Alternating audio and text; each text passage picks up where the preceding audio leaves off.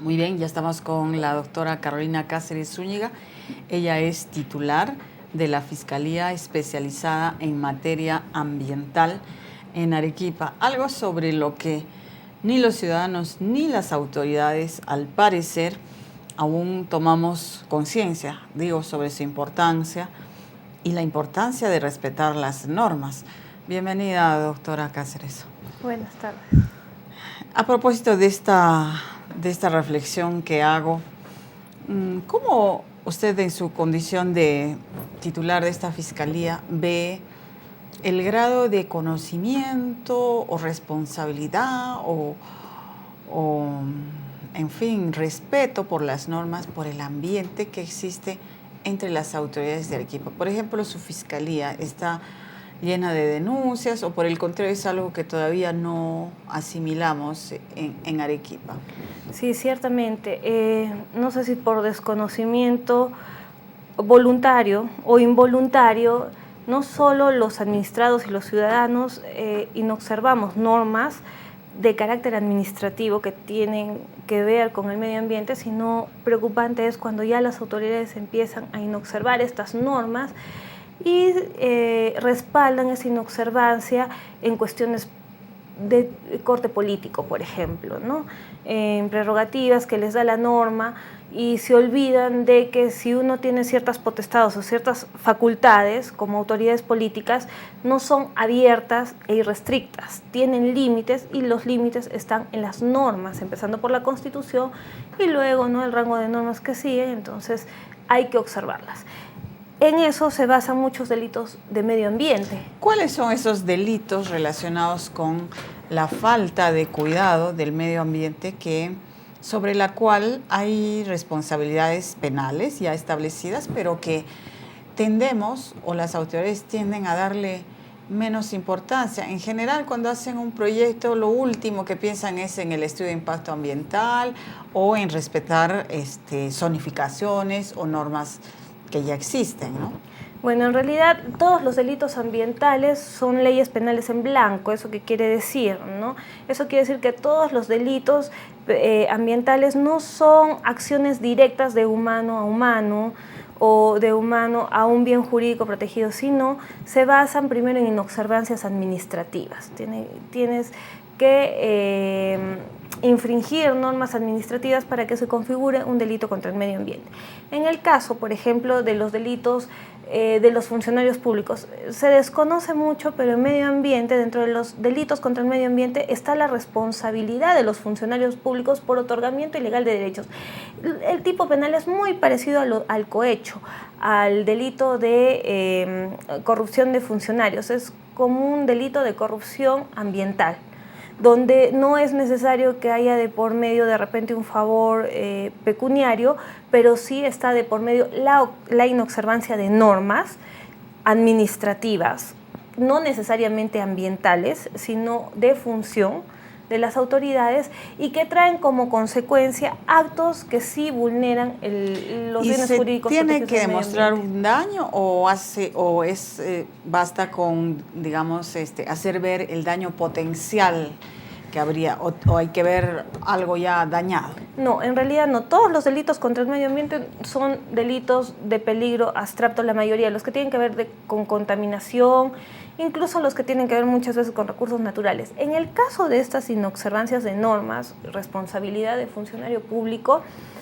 no pide un resultado, simplemente señala como acto ilícito la inobservancia del funcionario público de normas, faltando gravemente a sus funciones, y esas funciones también están contempladas en normas, y que den lugar, dice, a actos o acciones que estén contempladas dentro de este título. A este título se refiere a los delitos ambientales. Entonces no estamos hablando de que tiene que haber un delito, la comisión de un delito consumado. Estamos hablando de actividades. Por ejemplo, podría darse lugar a una utilización indebida de tierras agrícolas, podría darse lugar a una alteración al paisaje sin que ello implique necesariamente que haya un delito consumado o sentenciado. ¿Y las personas naturales, no funcionarios, podemos incurrir también en delitos ambientales? Por supuesto, están los delitos. Por ejemplo, los delitos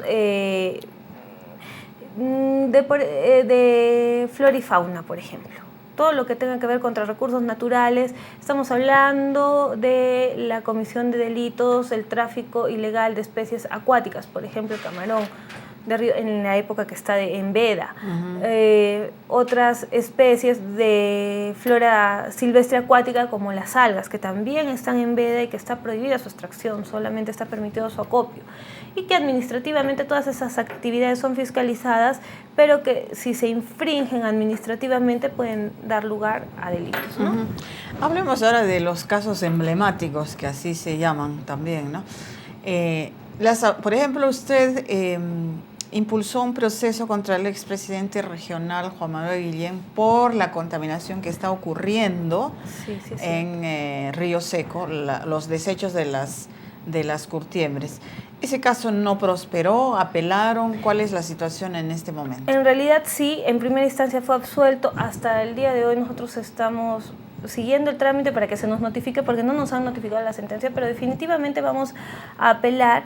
Y también este tipo de sentencias o resoluciones dan lugar para que nosotros podamos incluso llegar hasta la Corte Suprema, porque no hay precedentes en delitos ambientales. Y tengamos presente que es una especialidad y que no opera o no, al momento de responsabilizar a una persona, no opera igual que cualquier otro delito, como un delito de homicidio, muchos dicen, un delito de robo. Pero, o el mismo input, ¿qué tengo que ver yo con que los yo soy el dueños presidente, de curtiembres, claro. Yo no voy a estar mirando ahí que no echen? Ya, entonces, ¿cuál es su responsabilidad? La responsabilidad está dirigida precisamente en las normas. Y es cuando estos funcionarios no cumplen sus funciones, y esas funciones no son ideales, esas están en las normas, están en sus reglamentos de organización de funciones. Entonces, cuando infringen y no cumplen con ello, dan lugar a que se desarrollen actividades que pueden finalmente impactar en el ambiente. Ahora, claro, que hay personas que pueden estar responsables directamente, pero ¿quién es la persona que manda, que decide? Hay que hacer una actuación de vida. Por ejemplo, el simple hecho de decir, bueno, por favor, ahora me voy a reunir con ustedes, traten de no contaminar, eso no es una actuación de vida, eso no es lo que va a causar un eficaz impacto para evitar la contaminación. No, una actuación de vida es, por ejemplo, impulsar en el presupuesto una determinada cantidad para que se arregle la situación, o vamos a hacer un proyecto, impulsar el proyecto, porque ellos tienen el mando, ellos votan, ellos convocan a sesiones. O frente a un problema que ya era tan evidente, pues actuar, ¿no? O sea, no desentenderse. Sí, o sea, y en el mismo juicio se evidenció que el señor ha prestado declaración, el señor Juan Manuel Guillén, en juicio, y él sabía, o sea, dentro de su declaración dice, sí, yo sabía, ¿no? Pero bueno, se hizo lo que se pudo y finalmente son ellos los responsables porque están ahí en el parque industrial, yo no. Ahora, en Arequipa, ¿qué es lo más vulnerable en cuanto al ambiente? ¿Qué tipo de atentados, digamos, cometemos, no sé, ciudadanos y autoridades?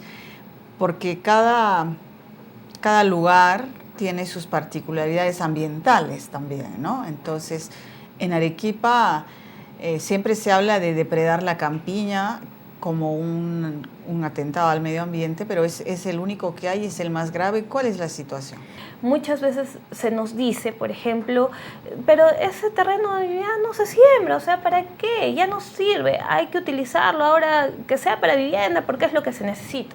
Sí, señor, pero el hecho de que uno deje de utilizar un terreno agrícola no quiere decir que por ello le disminuyamos la capacidad ambiental o el servicio ambiental. Si es que se zonificó de determinada forma, es porque brinda un servicio ambiental, además, no solo el de la agricultura. Tenemos que tener presente que por la característica de desierto que tiene Arequipa necesitamos estas zonas de amortiguamiento, que son estas áreas de campiña que nos dan humedad, que son zonas de amortiguamiento para las lluvias que no son mínimas las que llegan en la época de verano, y también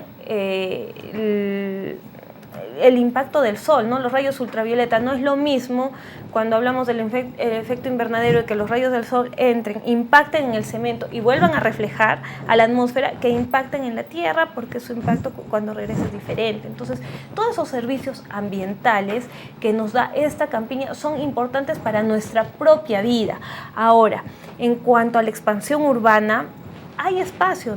Cuando se trató el tema del plan director, y nosotros si podemos ver la memoria, que no es muy clara, pero en algún momento se expuso que la densidad actual en los distritos alrededor del centro de Arequipa es bastante baja. Entonces, esas son zonas consolidadas urbanas que pueden aumentar la densidad. Entonces, aumentando la densidad se puede un poco ayudar a este tema de la expansión urbana. No necesitamos invadir más sí. horizontalmente, en realidad, lo que dicen los técnicos, ¿no? En realidad no, porque... Y además ya con este plan director ya... Pero justamente, se supone que este es un tema técnico, entonces técnicamente han sido determinadas las áreas, los servicios que usted menciona, pero nadie los respeta. No creo que ha habido una administración municipal de las últimas décadas que no ha cambiado, ha hecho estos cambios de uso, yendo a veces contra sus propias normas, en sitios evidentemente... que no eran los adecuados. El PDM que se hizo con la consultora española García de los Reyes fue denunciado, no se aceptó, se hizo otro con el IMPLA y ahora hay un montón de denuncias respecto a este nuevo plan que se supone que había arreglado el anterior. Y entonces, ¿qué hacemos? ¿Cuántas denuncias hay, por ejemplo, respecto a este PDM? Está ya en juicio, por ejemplo, el cambio que se hizo en lo que ahora es donde se está construyendo la Universidad Continental, que es un tema que nosotros tratamos profundamente también. ¿En qué está ese proceso? Para comenzar, hablemos de ese proceso. El proceso de la Universidad Continental está pasando por la etapa de control, de acusación. Y bueno, sí, es un tema que la Fiscalía solicitó medida cautelar, pero no fue atendida por el Poder Judicial. Y lo que se está acusando es aprobar un plan específico indebidamente, ¿no? No ha habido una debida aprobación, hay cuestiones ilegales que no corresponden a las normas y en realidad se infringe el ordenamiento territorial.